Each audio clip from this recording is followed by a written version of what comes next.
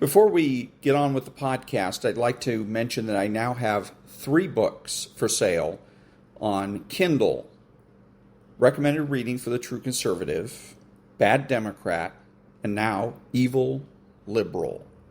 All available for $3.99 or through Kindle Unlimited. Now, on with the podcast.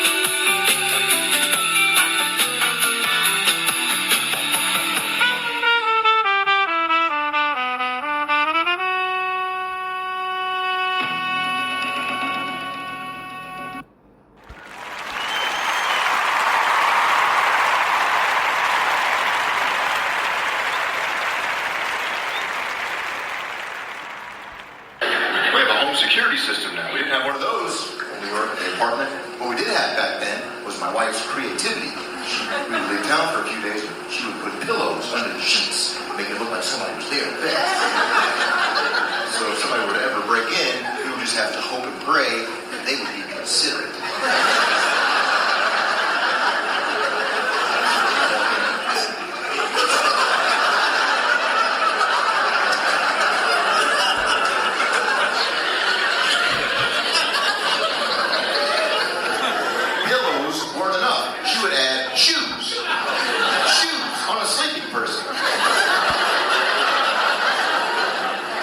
last thing you do before leaving is just toss a pair of shoes on the foot of the bed, and now it just looks like the person's blacked out from pain. Feet are upside down, backwards. Good morning. It's Wednesday, Science Wednesday, July the 15th, and this is The True Conservative. Welcome to all the butchers, bakers, and candlestick makers out there. I'm Ron, your host, and the only true conservative in the United States today. So today, after the Serenity Prayer and the patriotic song of the day, we will have Varney and Company and Professor Feynman. All that and more when I get back.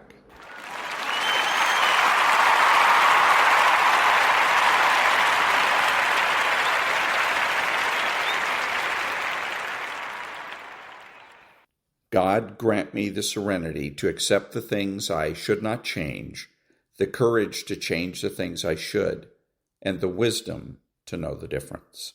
Amen.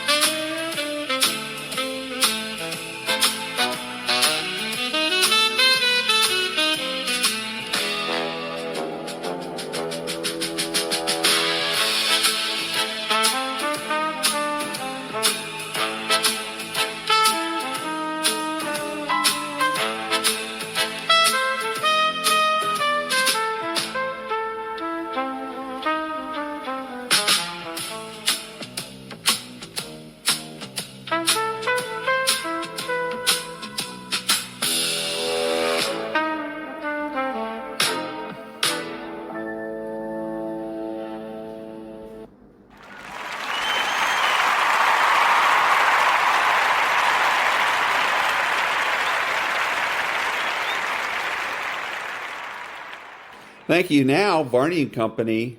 Thanks for joining us. Stuart, take it away. I shall. Good morning, Maria. Good morning, everyone. We have another inflation report. It suggests price increases at the factory level are moderating. We saw the same cooling of inflation at the consumer level with the numbers that came out yesterday. Well, here's today's numbers.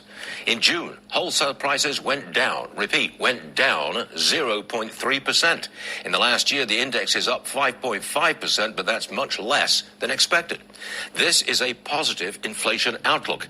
The Fed watches this index very closely. These numbers should push back talk of a rate hike at any time in the near future.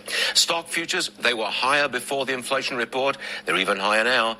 The Dow up about 100 points, S&P up 20, NASDAQ up nearly 200 points. That's pre-market action. Little change for the price of oil, just below $80 a barrel, $79.88.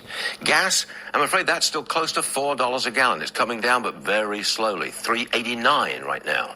In California, $5.38, but look at diesel. It started to go back up. Not good news. The average is $4.93 a gallon. The 10-year Treasury, the yield there is 4.56. The yield on the 2-year Treasury, that's under 4.25%. You're looking at 4.16 right now. War news. For the fourth straight night, U.S. forces struck targets along the Iranian coast. The Iranians again struck neighboring Gulf countries. Central Command reports that in the last 7 days, a dozen civilian crew members have been killed by Iranian attacks on Gulf shipping. Separately, there are reports that the president has been in the Situation Room looking at options to expand our offensive. On the show today, the Democratic Socialists of America, well, they are surging. They now claim 120,000 members, and they've released some of their policy positions. It's really wild stuff. Eliminate the Senate, reform the Supreme Court and the judiciary, full amnesty for all immigrants, defund the Department of War. We're going to ask, where are the moderate Democrats? Who will stand up to these surging socialists? And then there's the World Cup, the best World Cup in the history of soccer. Today, a semi-final matchup between England and Argentina. This is one of the biggest rivalries in sport. It goes all the way back to the Falklands War and the infamous Hand of God goal. We will explain. It is Wednesday, June the 15th, 2026. And that was Varney and Company. Good old Stu. Nonprofit news now. Back in a minute.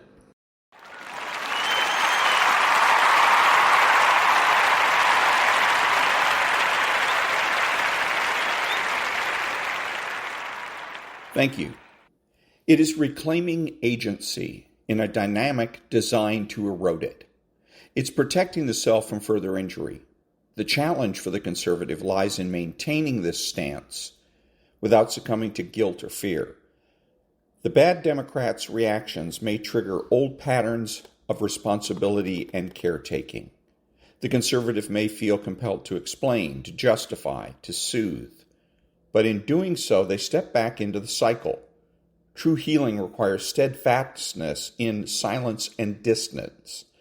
In this way, silence and distance become tools of transformation. They enable the conservative to dismantle the toxic dynamic from within without confrontation or escalation. They allow for the slow but sure restoration of selfhood, the rebuilding of boundaries, confidence, and inner peace. And in that space, the conservative can finally reclaim the freedom that was stolen by years of manipulation and control. Freedom begins where illusion ends. This is a profound truth that underpins the journey. For anyone who's been entangled with a bad Democrat, especially the conservative who has long been caught in the web of distorted reality, bad Democrats are masters of illusion. Illusions about themselves, about the world, and about the people they manipulate. They craft narratives that serve their needs, obscuring the truth and bending perception to maintain control. For the conservative, freedom is only possible when these illusions are shattered, when the fog of deception clears and the stark light of reality shines through. Illusion is a powerful force because it offers a seductive comfort. It allows the conservative to hold on, to hope, to believe in the possibility of change, to rationalize the contradictions and inconsistencies in the bad Democrats' behavior. It's easier to imagine that the abuse is temporary, that the cruelty masks pain, that respect will ultimately prevail. These illusions function as a psychological shield protecting the conservative from the unbearable weight of reality. But they are also chains, binding the conservative to a cycle of suffering. The bad Democrats' illusions are not random or accidental. They are meticulously constructed and maintained through manipulation and deceit. Gaslighting is a key tool in this process, a technique designed to make the conservative question their own memories, perceptions, and sanity. The bad Democrat rewrites history, denies facts, and invalidates feelings. Over time, the conservative internalizes these distortions. Losing sight of their own truth, conservatives begin to live in a parallel reality where their self-worth is contingent on the bad Democrats' narrative. Breaking free from this illusion requires immense courage and self-awareness. It means facing the painful truth that they are not what they seem. It means acknowledging that the patience the conservative has poured into the relationship was met with exploitation rather than reciprocity. This recognition is devastating, but it is also liberating. It clears the path for authentic healing and growth. When the illusion ends, the conservative begins to reclaim their autonomy. They see themselves not as a reflection of the bad Democrats' needs, but as a whole complex individual deserving of respect. They learn to trust their own perceptions and feelings again, no longer doubting themselves to maintain peace. This shift is fundamental to freedom because it restores the conservatives' internal compass, the ability to navigate life based on reality rather than fantasy. Freedom also involves reclaiming boundaries that were eroded or ignored. Bad Democrats thrive on boundary violations. They push, manipulate, and overstep limits because they believe the world owes them compliance. The conservative, in breaking free, learns to set and enforce boundaries with firmness and clarity. These boundaries are not walls, but guardrails. They protect the conservatives' well-being while allowing genuine connection with others who respect and value them. Another dimension of freedom is the release from emotional dependence on the bad Democrat. Conservatives often find themselves emotionally entangled, feeling responsible for the bad Democrats' feelings and outcomes. This codependence perpetuates the cycle of manipulation. Freedom means disentangling these emotional bonds. Back in a minute.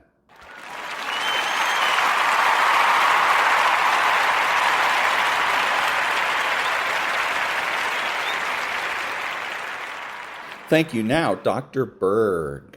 Diagnosed with cancer tomorrow, I'm going to tell you exactly what I would do. You don't get cancer from bad luck. It's actually a metabolic disease, which means it has everything to do with the strength of your mitochondria, the energy factory. Cancer has all sorts of survival strategies to try to stay one step ahead of you. It actually hijacks certain parts of your body, much like a parasite does the same thing. Parasites in cancer have very similar ways of surviving. I'm talking about evading your immune system, robbing your resources and your fuel to survive. The other thing you need to know about cancer is it's very sick. It's living on the edge. At the same time, it's very good at adapting to certain things. This is why I would try many things at once, not just one thing, because cancer will just find a way around it. The most powerful weapon that you could use against cancer, and this is what I would do, is prolonged fasting. Why? When you cut off all resources by not eating anything, just drinking water and taking your supplements, you put the cancer at a major disadvantage because it's already having a hard time getting fuel. Your normal cells can easily adapt to fasting, but the cancer cells cannot. If I had an advanced cancer, I'm going to fast longer than if it was maybe a stage 2 cancer and it's not as advanced. I would then fast for a shorter period of time. With prolonged fasting, I might fast 3 days to maybe even 2 weeks or longer if I had a stage 4 situation. All the foods that I would eat would also have to align with being anti-cancer, like cruciferous vegetables, like fermented foods that had a lot of polyphenols, for example. One was sulforaphane, which has been known to actually help inhibit cancer, or quercetin, or resveratrol, berberine. But here's the part that people would not expect me to say. There's 2 pharmaceutical drugs that I may consider taking, not the regular chemotherapy drugs, not the radiation therapy. And by the way, I'm not telling you what to do. This is what I would do. The 2 drugs that I would consider, they're cheap, they're anti-parasitic drugs with remarkable safety profiles. Ivermectin and fenbendazole. Why would I consider taking either one of those? Remember when I mentioned that cancer and parasites have similar survival strategies? Well, guess what those drugs do? They shut down the pathways of survival for the parasite. Just so happens to be similar pathways that cancer survives as well, and you're shutting those down. I know some people are going to say, well, why doesn't medicine recommend those? Well, because you can't patent those drugs. There's not a lot of profit in those drugs. There's a lot of profit in chemotherapy and radiation. But those true anti-parasitic drugs shut down something called glycolysis, the main metabolic pathway that cancer gets its fuel from. What kills parasites can also disrupt the growth of a tumor. Fenbendazole has been shown to disrupt these microtubules that make up the very structure of a tumor. I'm not making any claims of any cures. This is just what I would do if I had cancer. And that was Dr. Berg. Back in a minute.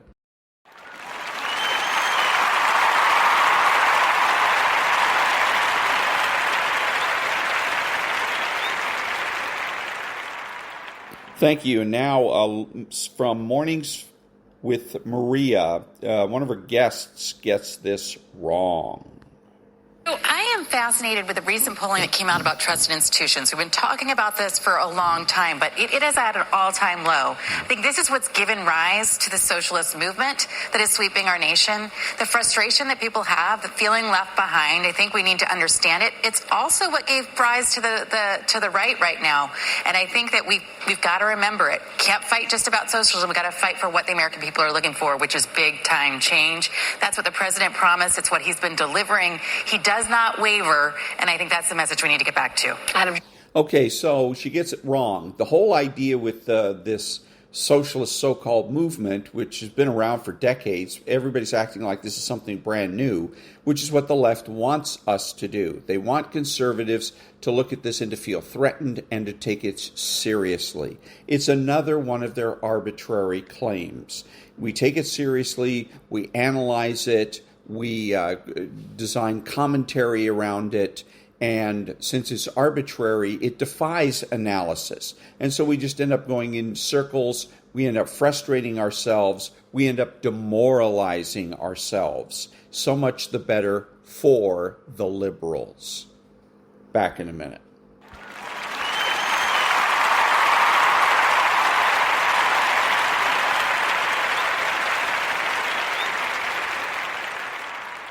Thank you. Now, meditation.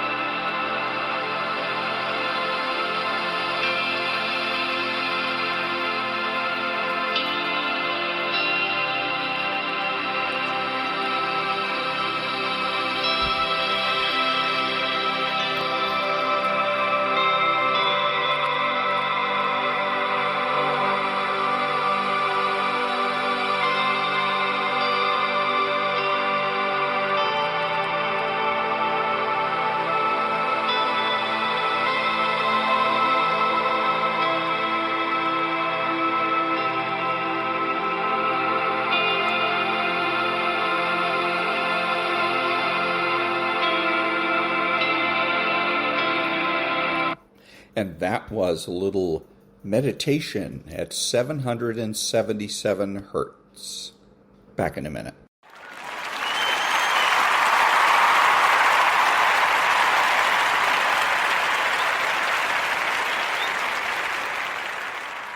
Thank you. And now, Professor Feynman. You know the difference between knowing the name of something and actually understanding it? Say I show you a bird, a beautiful bird. In English, we call it a cardinal. In German, they call it cardinal. In Japanese, it's ashibini. Now, if I tell you all those names, all those different words, have you learned anything about the bird? No. You've only learned what different people call it. You still don't know why it has that color. You don't know how it builds its nest. You don't understand the bird.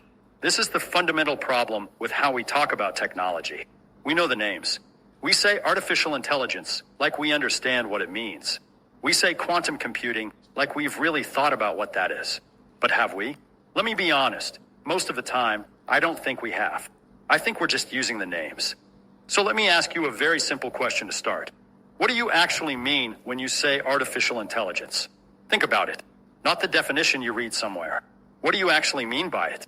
Because if you can't explain it in simple terms, if you have to hide behind big words and complicated explanations, then maybe you don't understand it as well as you think you do. And that's okay. That's not an insult. It just means we need to be more careful about how we talk about these things. Now, the reason I'm bringing this up is because we live in a world where we're constantly being told about breakthroughs. Something new arrives. We read about it. We get excited or excited and scared at the same time. And we think we understand it. But reality, now this is the important part. Reality doesn't care what we think. Reality just is. And when something actually has to work, really work, in the real world, reality takes over. It doesn't take any shortcuts. It doesn't care about public relations. Nature cannot be fooled. Let me give you an example from my own experience. I was involved in investigating the Challenger space shuttle disaster. Now, here's what happened.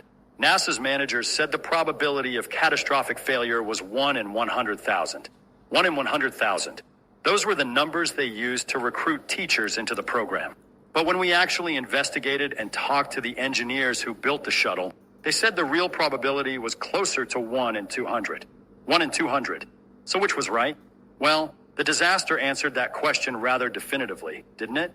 The difference between those two numbers, between 1 in 100,000 and 1 in 200, wasn't just a mathematical error. It was a failure of reality checking. It was people saying what they wanted to be true instead of what was actually true. So now, let's play this game. Let's actually imagine that tomorrow, all these new technologies we hear about just appeared fully functional. Let's test them against reality. And I want you to really think about what I'm saying, not just accept it. Okay, start with artificial intelligence. Everyone's talking about it. ChatGPT, machine learning, neural networks, all of it. Now, what is it really? If I cut through all the jargon, what we have is a system that can recognize patterns and data. It's very good at it. It's remarkable, actually. You give it a bunch of examples, and it learns to do something similar. It's like showing someone thousands of pictures of cats and then asking them to draw a cat. After seeing enough examples, they'll be pretty good at it. That's essentially what's happening, though of course the mechanisms are far more complex. But here's the question. Is that intelligence? Really, truly intelligence? See, intelligence to me means you can understand something new that you've never seen before. It means you can apply knowledge in unexpected ways. It means you can know when you don't know something. When you meet a situation you've genuinely never encountered, can you figure it out from first principles? Can you admit uncertainty? Can you ask good questions? Now, modern AI systems, they don't really do that. They're pattern matching at a very, very high level. They're remarkable at it. They can do things that are genuinely impressive. But if you give them a problem that's sufficiently different from anything they've been trained on, they don't know what to do. They don't even know they don't know. They'll confidently give you an answer that's completely wrong. We call this hallucinating, which I think is a funny way to describe it. The system is doing exactly what it was designed to do, produce plausible sounding text. It doesn't understand.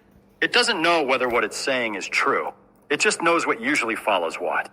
So tomorrow, if artificial intelligence arrived in full form, what would that mean? Well, think about what would break. Every job that's basically about pattern recognition, analyzing x-rays, reading legal documents, writing boilerplate code, Those would probably be fine. Probably better than fine, actually. But what about jobs that require judgment? What about situations where you need to understand the context? What about the things that require actual knowing? And here's what troubles me more. What about truth? See, we've always had a problem where people lie. People deliberately deceive. But at least there was an implicit understanding that there was a truth being lied about. Now we're creating systems that can generate thousands of plausible sounding lies automatically. They're not lying deliberately. The system doesn't know it's lying. But the result is the same. The world gets filled with stuff that sounds right, but isn't necessarily true. And if people can't tell the difference, if they just accept it because it sounds good and it came from a computer, well, what happens then? That's the reality check. Not whether the technology works technically. It works. The question is, what happens in a world where we have this tool, but we haven't thought carefully about what it means? Now let me talk about another one. Quantum computers. Everyone's very excited about quantum computers. They're going to be millions of times faster. They're going to solve problems we can never solve now. Maybe. But let me ask you, why are they faster?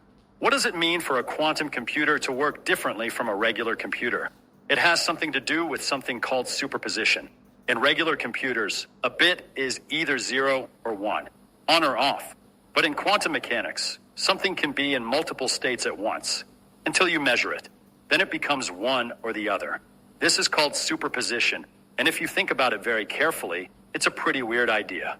In fact, quantum mechanics is weird. It's so weird that even physicists are not entirely sure what it means.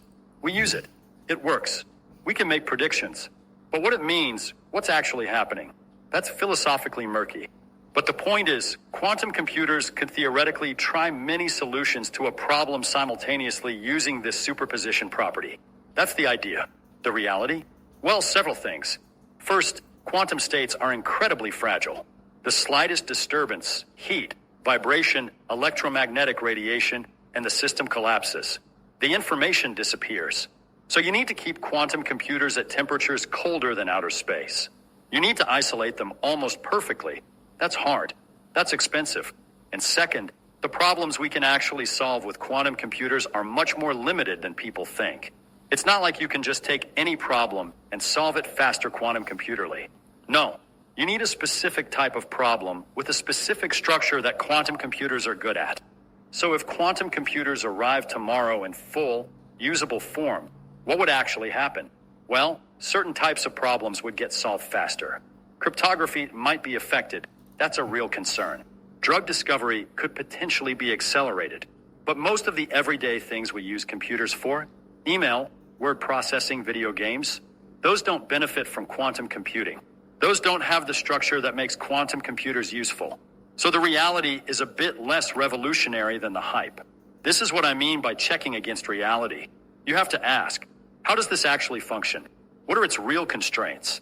Where does it actually help, and where is it being oversold?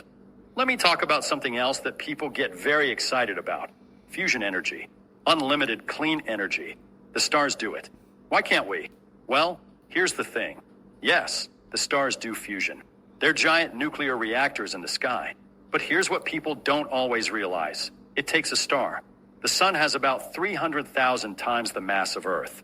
That enormous gravity holds the hydrogen together under pressures we can barely imagine. And even then, fusion only really happens in the core. We've been trying to do fusion down here on Earth for 70 years, and we can't quite make it work. We can make fusion happen. That's easy. You just explode a nuclear bomb. Boom, fusion. But making it happen in a controlled, sustained way that produces more energy than we put in, that's the hard part. In fact, for decades, we've been saying fusion power is just 20 years away. 20 years. I've heard this my whole career. You know what the fusion people tell me now? They say we're about 20 years away. Still, so if fusion energy arrived tomorrow, if we suddenly had reliable, scalable fusion power plants, what would that mean? It would be transformative. Electricity everywhere, cheap. The energy equation of civilization would change. That's real. But here's the catch. It's not just about the energy. If you want to power the world with fusion, you need to actually build these plants. Thousands of them.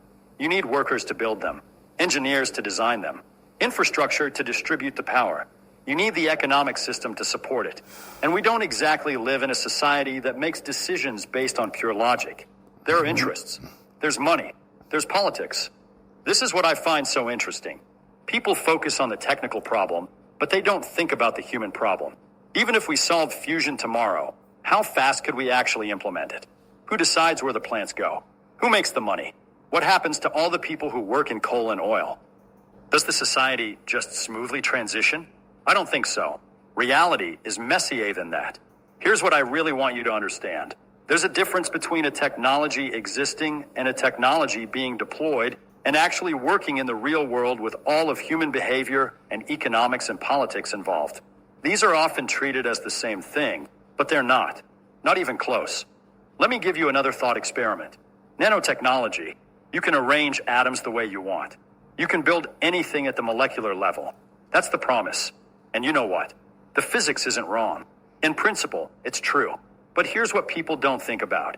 If you can build anything at the molecular level, you can also build anything bad. You could build a weapon. In fact, you could build tiny robots that reproduce themselves and disassemble everything. You could destroy the world with nanotechnology. Could you? Well, yes, maybe. Theoretically. But would you? Would anyone knowingly? I hope not. But the point is, we're now talking about risks that might not be purely technical. They're philosophical. They're about human nature. And here's something else I want you to notice. As technologies get more powerful, as we get more control over matter and energy and information, we also get more ways that they can go wrong. The stakes get higher. A mistake with a hammer affects maybe you. A mistake with a nuclear power plant affects a city. A mistake with nanotechnology that reproduces and spreads, that could affect everything. This is why I'm not actually a technologist in the usual sense, even though I work in physics. I'm interested in how things work, yes, but I'm also deeply interested in how we think about how things work, because that shapes how we use them.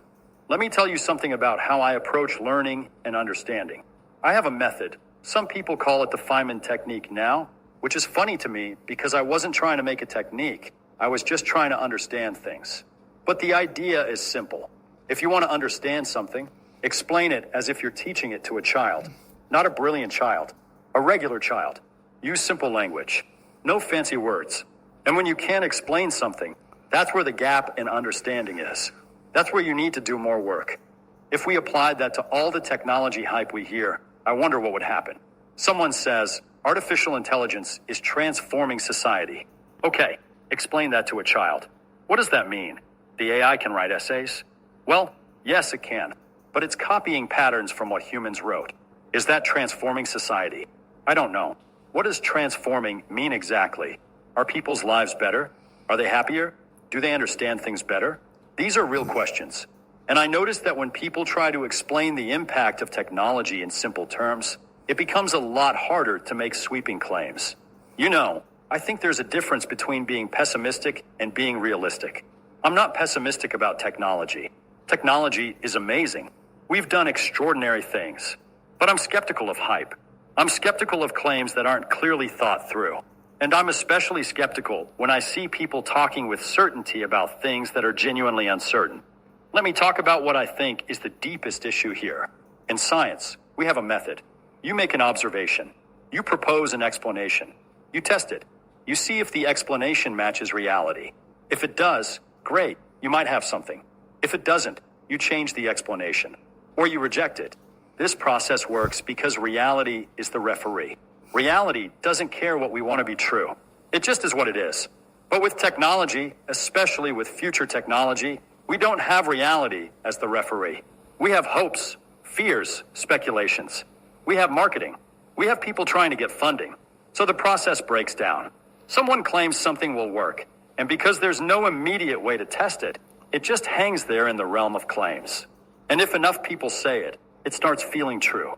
This actually happened with some of the claims about the space shuttle reliability, because no one was asking the hard questions consistently. NASA managers believed the numbers they were given. They weren't intentionally lying. They just weren't checking against reality. Or maybe they were in an environment where checking too hard against reality made you unpopular. I don't know. But the point is, the breakdown of reality checking was the real problem. So here's what I want you to think about. When you hear about a new technology tomorrow, here are the questions to ask. First, explain it to me simply. If you can't do that, you probably don't understand it. Second, what's the evidence that it actually works? Not in theory, in practice. Third, what are the constraints? What's hard about it? Every technology has hard parts. If someone tells you there aren't hard parts, they're not being honest. Fourth, if this works, what actually changes? Not the hype version, the real version. What's different? And fifth, who makes decisions about how it's used? Because that matters as much as the technology itself. I don't care whether we get fusion energy or quantum computers or artificial intelligence that's smarter than humans. Those are all interesting questions. But I care a lot more that we think clearly about these things, that we don't fool ourselves. Because the first principle is that you must not fool yourself, and you are the easiest person to fool. So if all these technologies arrive tomorrow, all of them, fully functional, my first question wouldn't be, how do they work? My first question would be, do we understand what they actually mean? And do we understand what we're going to do with them? Because having the power to do something and understanding what we should do with that power, these are not the same thing. Now, I notice people often get frustrated when I talk this way. They want me to be more optimistic. They want me to celebrate technological progress. And I do celebrate it. I think what humans have accomplished is genuinely impressive. We've figured out so much about how the world works. We've built things that would seem like magic to someone from 100 years ago. That's wonderful. But that same technological power can also destroy us if we're not careful. It can fool us. It can make us overconfident. There's a balance. You should use new knowledge to do good things. You should be excited about possibilities. But you should also have a healthy skepticism. You should ask hard questions. You should be willing to say, I don't understand that, and mean it. You should test claims against reality, not against what you hope is true. Let me come back to where I started. What if all these amazing technologies arrive tomorrow? My answer is, it would depend entirely on whether we had also developed the wisdom to use them well. And I'm not sure wisdom scales the same way technology does. I'm not sure you can have an exponential increase in power without a corresponding increase in understanding and care. That's not pessimism. That's just honest assessment. We have to check against reality. Here's something that kept me going through my career, something that still seems true to me. The world is genuinely interesting. More interesting than any single discipline, any single belief system, any single explanation. There's always something else to learn. There's always another layer to things. And if we approach technology with that same sense of curiosity, really trying to understand, not just accept, not just get excited, then we're in better shape. So I guess what I'm really saying is this. Tomorrow, if the technologies arrived, the most important technology we'd need wouldn't be the new one. It would be the oldest one we have. It would be the human capacity to think clearly, to question, to check against reality, to admit uncertainty, to be curious about what's actually true, not just what we want to be true. That's the real breakthrough technology. And that was Professor Feynman. Back in a minute.